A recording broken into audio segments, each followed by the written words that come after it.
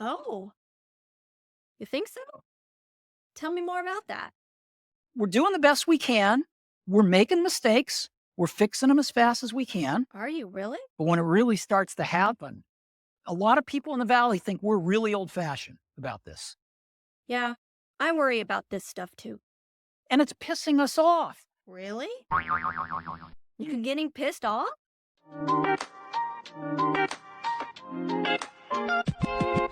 What does Steve Jobs, the co founder of Apple, think about the state of politics in 2024? Hi, Steve. Good to see you. So, what do you think of the political landscape right now? This is America. Yeah, I totally get that. Do you think everyone around the world has the same problems with politics? No, every single country has different standards. That's true. Did you ever think that we would be here today? It's surreal. It's surreal. Do you mean how the political campaigns are going? You know, the information shared in them and the mudslinging that's going to be happening from both sides? There were a few handfuls, but there wasn't any, even a percent of what there is now. It's huge now. Yeah, I think the ads are going to get worse as the election gets closer.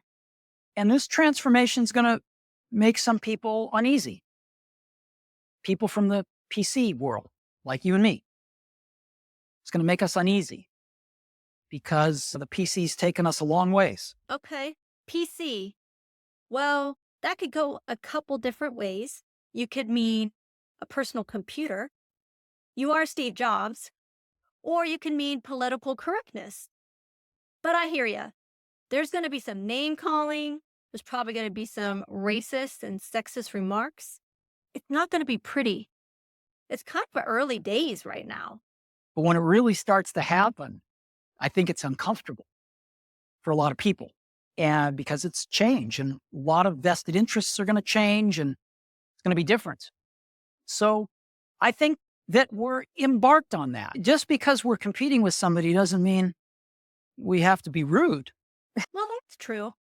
What do you think of the former president who is running for president again? This guy's a son of a bitch liar.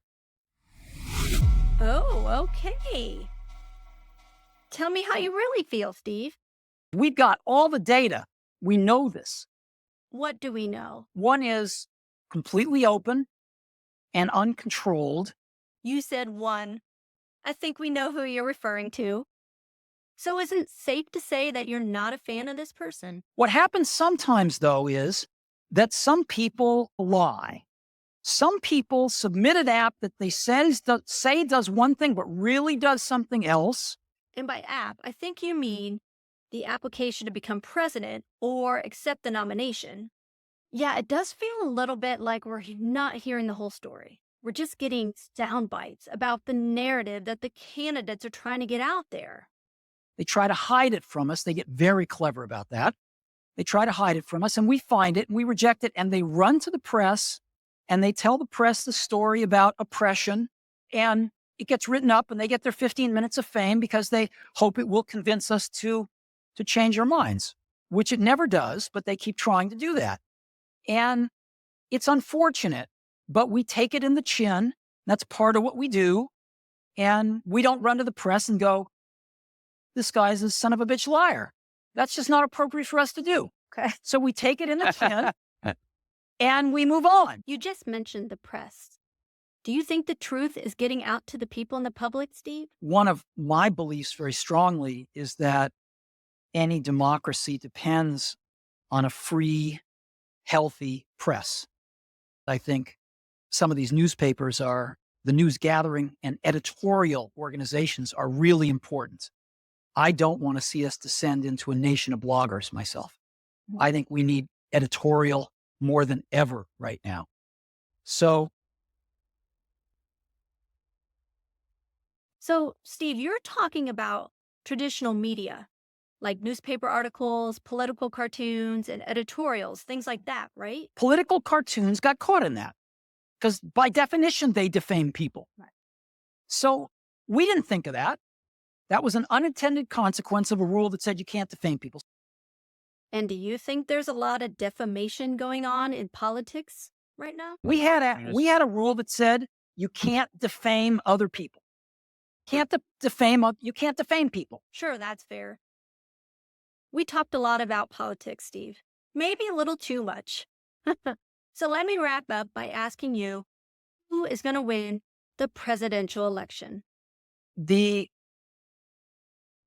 complicated. Oh, I have no idea. I have no idea. Yeah, I hear you. It is complicated. We have a person who was president in the past. Then they lost an election, and now they're running to be president again.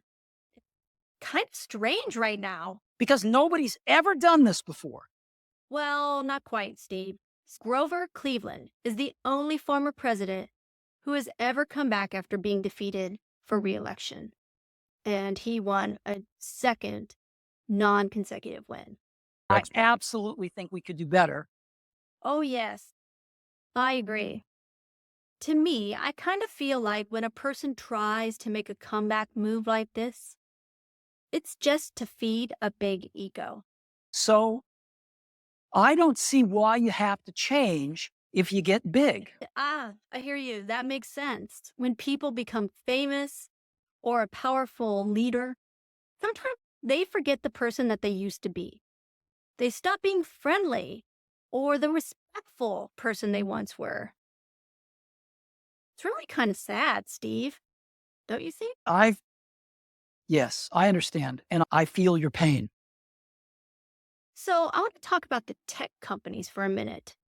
When it comes to Silicon Valley, are they involved in politics too much? Or maybe not enough? Most people think not enough. Oh, you think so? Tell me more about that. We're doing the best we can. We're making mistakes. We're fixing them as fast as we can. Are you really? A lot of people in the Valley think we're really old fashioned about this. Yeah, I worry about this stuff too. And it's pissing us off. Really? You getting pissed off? No, Silicon Valley's not monolithic. We've always had a very different view than some of our colleagues in the Valley. Exactly. Who cares what other people think? It kind of reminds me of a quote. There are all kinds of stupid people that annoy me. But what annoys me the most is a lazy argument. No, we have wonderful arguments. Oh, okay. So it sounds like guys in tech are not all bad. You know, one person that comes to mind when I think of a tech bro is Elon Musk. Now, he can't become president since he was not born in the United States, so he's not even eligible to run. He's a nice enough guy about it. Oh, okay. So you like Elon Musk? I'm surprised you're calling him a nice guy. They're doing pretty well, actually, in some ways, and they have some work to do in other ways. Sure. You know, who isn't guilty of that? I think a lot of people would agree that they could work on themselves a little bit. So I want to wrap up this chat about politics with one more question. Thinking about who might win the 2024 presidential election, and I'd like to think that presidential candidates are not seeking the position just for power. I'm hoping that they're going for this position for good, right?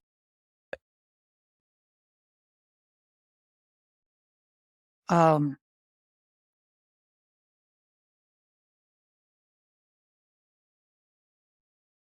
yeah, I guess why wouldn't they be is the question.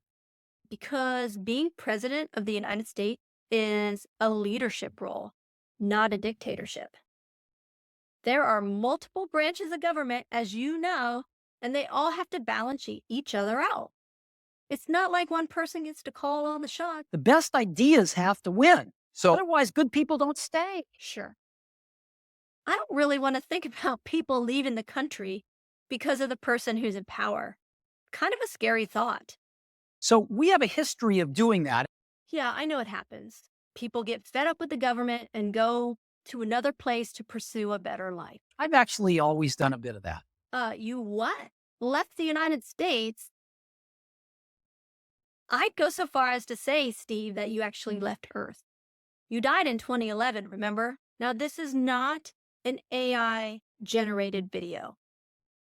This is a video with a little bit of clever editing and creative license. Obviously, we lost Steve years ago, and I'm creating this video with all the love and admiration that Steve Jobs deserves. Oh, and one more thing. If you like this interview, subscribe to BlatzChatz because there's more to come.